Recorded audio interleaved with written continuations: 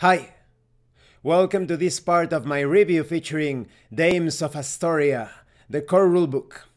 If you haven't seen part 1 of my review, featuring this fantasy RPG, where you play as monster girls that are not fully accepted by the world, please check out the playlist in the description below. This time we are going to take a closer look at the setting, at the world of Asstoria. Much like its history, the world of Astoria's politics is vast and complex, with political powers waxing and waning throughout. After the events of the Slime Mimic War, 7 major political powers have made themselves known. This count excludes the political influence of religious entities such as the Church of Sequarius. These known political powers are the Kingdom of Asstoria, the Althavan Kingdom, the Cant Empire, the Harpy Homeland pt2, the United Federation of Isles, the Arthron Empire, and the Izvirki Republic. We are going to take a look at each of these powers separately. Let's begin with the Kingdom of Asstoria. Founded during the subjugation wars by King Precipice Astor, the human kingdom of Asstoria commands the most power of any political faction. Situated on the main continent of Asstoria, the kingdom boasts the largest territory and population, controlling all but a small section of the continent and many of the surrounding islands. Today, the kingdom of Asstoria is ruled by its 4th king, King Richard Asstoria, Precipice's great-great-grandson. While the kingdom has experienced some social revolution since the Slime Mimic War, the Astorian kingdom and people still practice human supremacy, delegating the demi-fauna to second-class citizens, slaves, and serfs. Let's talk about the Astorian culture. Being devout worshippers of their creator Sequarius, the Asstoria people follow many cultures and customs from before the War of Dethronement. Their architecture and names are reminiscent of the ages lost. However, due to the extended slavery of the demi-fauna, the influences of these outside cultures can be seen today in their food, social customs, and body language. This influence has made Astorian culture a mixing pot of the surrounding cultures. The official language of the Kingdom of Asstoria is Astorian Common.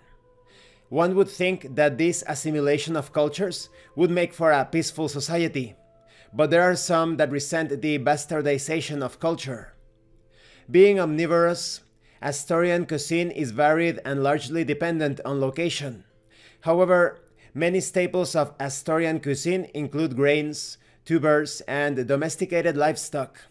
Starting with the noble and upper classes after the War of Dethronement, humans quickly found out that herbivorous demi-fauna, with more sensitive palates than their carnivorous counterparts, made for better cooks, and despite the human penchant for salty, greasy foods, these herbivore-inclined demi-fauna tended to prepare dishes based on their palates, which included lots of fruits and sweet vegetables.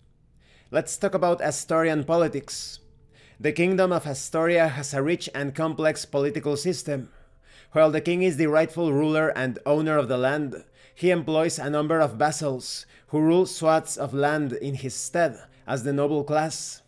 The Astorian nobility is comprised of 2 classes, the great nobles and the lesser nobles.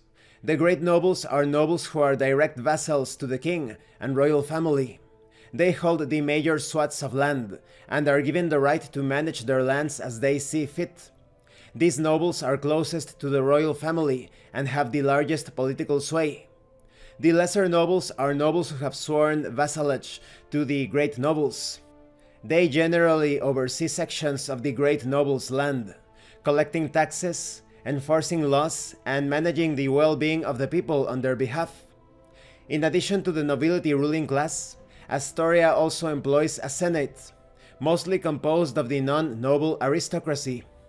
King Astor established the senate to aid with the lawmaking, advisory council, and the day-to-day operations of the kingdom. Let's talk about some of the great nobles and their territories. We have the Countship of Braun, a heavily forested jungle in the southeast of Asstoria. It shares a border with the Cant Empire and is ruled by Count Titus Braun, a cruel man who abhors insects, opting to kill insectoid demifauna rather than enslave them. The countship's main export is coffee, grown on farms using demifauna slaves. We also have the March of Masalarios, a chain of islands off the east coast of Asstoria and ruled by Marquis Rufus Masalarius IV. The March of Masalarios was originally a countship until the king promoted the count to Marquis in exchange for gifting what is now the Althavan kingdom of Khadija of the Deep Sands. The March of Masalarios is composed mainly of fishing villages and port towns who export oceanic fish to the mainland. We also have the countship of Celeres, given to the hero cavalier Evander Celeres after a seemingly impossible victory on the Krasmir plains against a much larger and better equipped demifauna army. In the modern day, the land is ruled by Count Quentin Celeres, Evander's grandson. The countship of Celeres is well known for its mounts, some even rumored to outpace the fastest demifauna. There is also the countship of Rosa. Occupying the southern peninsula and its surrounding islands, the countship of Rosa is comprised entirely of tropical plains and is a popular stop-off for sailors bringing goods from the west coast to the east coast and vice versa. As such, it has mostly a tourist economy, and the port towns are excellent places to find goods from all over Asstoria. The county is run by Count Noland Rosa, who is an eccentric man obsessed with acquiring trinkets and goods from the faraway lands he is unable to see. Despite his eccentricities, he is very devoted to his duties. And this concludes this part of the review. In the next part, we are going to take a look at the other political powers. I am quite impressed with the political background information. If you need adventure seeds or the start of an entire campaign, you will surely find something in this section of the book. I just gave you a small sample of the many countships and lands of the nobles, and that is without counting other details concerning the kingdom of Asstoria itself. And while the kingdom of Asstoria is the most detailed one in this section, the other ones are not left too far behind in terms of background information, and that's perfect. Thank you for watching this part of the review, and thank you for your likes and your comments. If you have any questions or comments, please let me know. And thank you so much to those of you that are going the extra mile to support the channel. If anyone else wishes to further support the channel, the information on how to do that will be in the description below. Once again, thank you, and see you later.